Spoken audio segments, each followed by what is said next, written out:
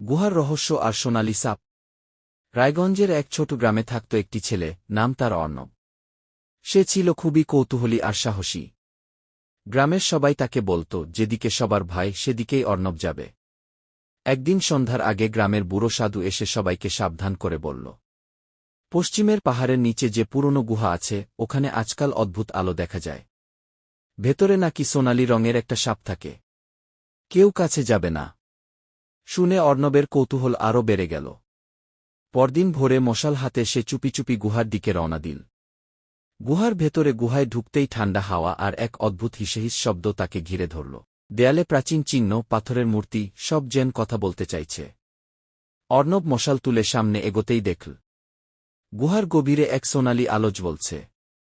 হঠাৎ সেই আলো নড়তে শুরু করল। আলোটা আসলে একটা সোনালি সাপ, যার চোখ দুটো লাল আগুনের মতো জ্বলছিল। সাপটা নরম গলায় বলল, আমি অভিশপ্ত রক্ষক। মানুষের লোভ থেকে এই গুহার ধন রক্ষা করি।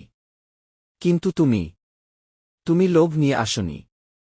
তাই আমি তোমাকে বেরোনোর পথ দেখাব। অর্ণব অবাক। সাপ কথা বলে? সোনালি সাপের উপহার। সাপটি তার লেজ দিয়ে গুহার দেয়ালে ঠেলে দিল। গুহার মাটির নিচ থেকে উঠে এল এক ছোট পাথরের বাক্স। এটা শক্তির বাক্স। সাপ বলল, এর ভেতরে ধন নয়, জ্ঞান আছে। যে এই বাক্স পাবে সে বিপদ দেখেও মাথা ঠান্ডা রাখতে পারবে। অর্ণব বাক্সটি নিল, আর সাপটা অন্ধকারে মিলিয়ে গেল। গ্রামে ফিরে অর্ণব বাক্স খুলে দেখল। ভেতরে শুধু একটি ছোট পাথর আর কিছু পুরনো লেখচিত্র।